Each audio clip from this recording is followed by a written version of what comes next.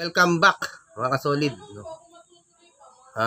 Follow up update tayo kay Idol Francis Leo Marcos.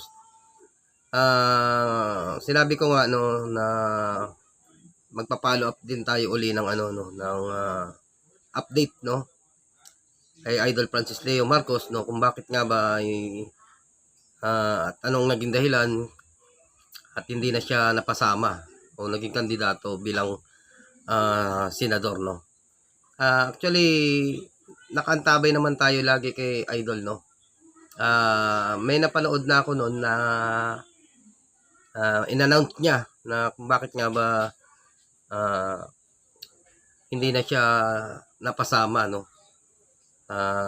Bilang kandidato sa pagkasenador, no?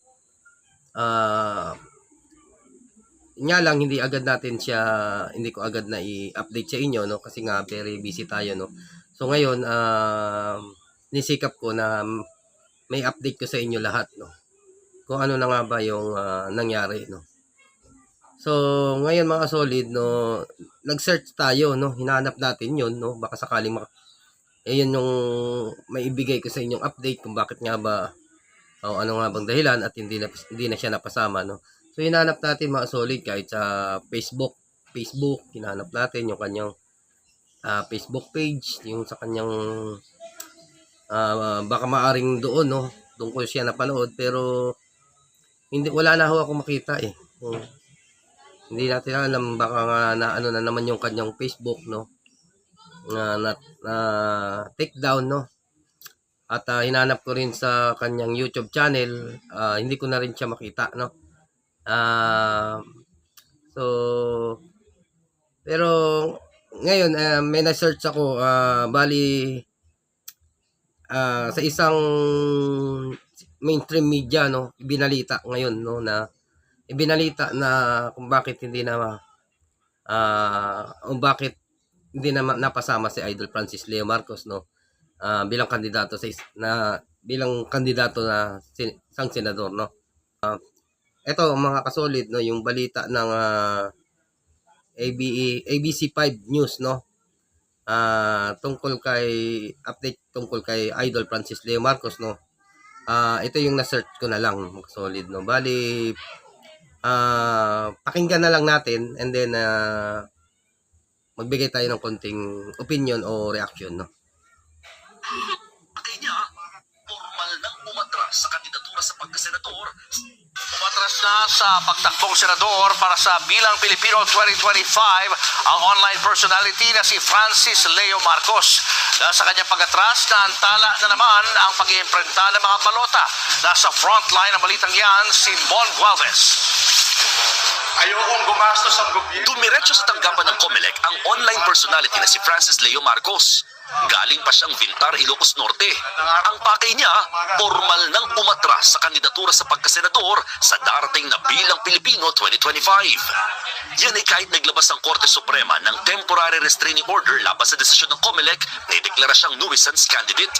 Dahil sa mga inilabas sa TRO ng SC, naaantala ang pagre-reprint ng mga balota. Nanghihinayang naman daw si Francis Leo Marcos sakaling masayang ulit ang mga balota dahil sa panibagong adjustment na gagawin ng COMELEC. The money of the people will be spent for nothing. So kung ako lang yung magiging hadlang para gumastos na naman ng panibagong 100 milyon ng gobyerno, mas mamatamisin ko na lang, marami pa namang eleksyon Isa rin sa dahilan kung bakit siya umatras sa pagkasenador ay para raw magbigay daan sa pagtakbo ng re-electionist na si Senator Amy Marcos. Masasapawan niya kasi sa balota ang senadora sakaling tumuli siya sa pagtakbo. Posible raw malito ang mga botante kung dalawa silang Marcos sa balota. Alam naman ni Manang, mahal ko yan Ngayon kung tanungin nyo na lang siya kung mahal niya ako o hindi. Kasi kung dalawa nga kaming Marcos doon, baka parehas pa kaming matalo. Imbis na kahit papano may Marcos na magsisilbi sa bayan, ay mawala pa. Wala raw nangumbisi sa kanyang umatras. Katunayan, tumakbo rin noong 2022 election si Francis Leo Marcos bilang senador. Umabot pa nga sa halos 5 milyong botong nakuha niya. At dahil sa pagkatras niya ngayon, aalisin na muli ng COMELEC ang pangalan niya sa balota habang hindi pa sila ulit nagsisimula mag-imprenta. Pinilit ng COMELEC na matapos ang mga bagong ballot faces hanggang ngayong araw. Katunayan, bukas ng hapon sana nakaschedule ang reprinting ng mga balota. Pero dahil sa panibagong development, panibagong delay o pagkaantala na naman sa pag-iimprenta. Dahil sa pagkalas ni Francis Leo, i-edit na naman ang balota at madedelay ulit ang printing. Hihingi muli kami ng mga 2 hanggang 3 araw sapagkat muli namin babaguhin yung database ng COMELEC. At the same time, babaguhin, serialize muli namin ng mga balota at the same time, yung mga ballot faces muli namin babaguhin. Maraming salamat dyan. Lunes ng umaga, target ng COMELEC simulan ang reprinting ng mga balota. Nagbabalita mula sa frontline, Mon Gualvez, News 5. Ayan mga solid, no? Gusto nyo mabilis? Medyo ano na rin to eh. Matagal na rin tong inere ng ABC5 no.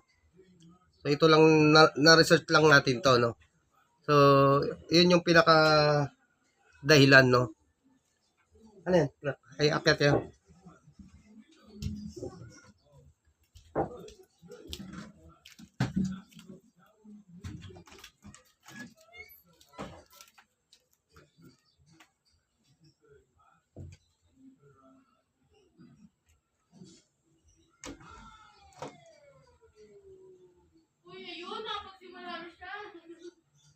So, ayun yung pinaka dahilan mga solid no na umatras pala si Idol Francis Leo Marcos no para pagbigyan niya yung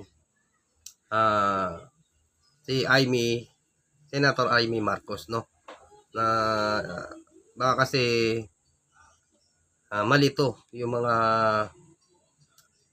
botante no kasi dalawa silang Marcos no or ang ibig sabihin dito ni Idol no baka mahati pa yung boto no instead na may makapasok sa kanilang Marcos parehas pa sila matalo no so yun yung pinaka sinabi ni Idol Francis Leo Marcos no so kaya umatras na lang si Idol no at sinabi niya no marami pa namang eleksyon na darating no at mas mamatamisin niya na lang na umatras na lang muna no so ayun nga lang siyempre para sa atin no yung opinion natin diyan no medyo parang nalungkot tayo no kasi kung tutuusin isa na rin to sa mga pagkakataon no na pwedeng masayang no na dapat kung sakaling makatakbo nga siya at pala rin siya maaari na rin siyang mas makatulong pa sa ating bayan no ating bansa no kaya nga natin pinursige o pinilit si Idol no na tumakbo bilang senador no at kung ano man na pwede siyang magkaroon siya ng pwesto sa ating gobyerno no or magkaroon siya ng posisyon no so nanggaling sa atin yan no kasi nga pinilit natin pinos natin lahat ng mga supporters niya no na iyon yung naging ni Idol no na kaya siya talagang ginusto niya na rin na tumakbo no para mapagbigyan niya yung mga kahilingan ng kanyang mga supporters no at ayun na nga yung maaari nga yung mas makatulong nga siya mas makabelo siya ng pagtulong no kapag siya ay mayroon ng posisyon sa gobyerno no so yun kaya desisyon na lang din ni Idol na talagang tumakbo na rin siya o maging isang politiko na rin siya no so kaya lang ito ngayon nagbago na naman yung ihip ng hangin no hindi natin alam talaga mga kasolid kung ano na talaga yung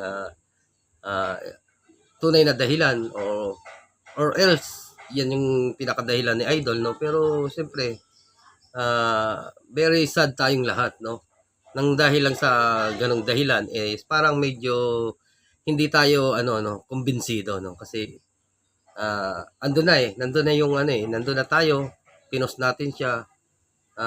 Kung tutuusin ayaw niya nga sa una Tapos nung napaayon natin siya ito naman bigla namang nagbago yung kanyang isip at umatras naman siya bigla. So, nakakapagtaka din pero wala na tayong magagawa kung ano man yung desisyon ni Idol, gagalangin natin siya, irerespeto natin kung ano man yung talagang meron man siyang pinakadahilan nasa kanya na yon hindi na natin alam So ayun, suportahan na lang natin si Idol kung ano talaga yung kanyang kagustuhan kung ano talaga yung kanyang mga plano So basta antabay pa rin tayo kay Idol malay natin next election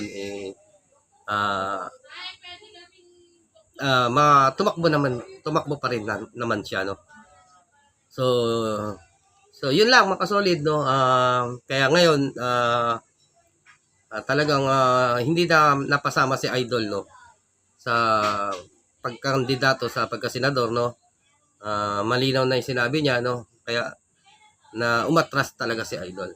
So yun lang ito na yung pinaka nakita nating update So hinanap natin yung kanyang announcement na hindi na siya talaga tatakbo hinanap natin sa FB, hindi na natin makita kasi yun yung sa tingin ko nandun din yung pinaka dahilan niya doon niya sinabi So kaya lang hindi na natin makita yon sa YouTube channel niya wala rin So ito na research ko na lang sa ABC5 mainstream media na dito naman nakita naman natin siyang nagsalita mga solid at malinaw naman so kung ano yung nasa plano ni Idol suportahan na lang natin siya mga solid.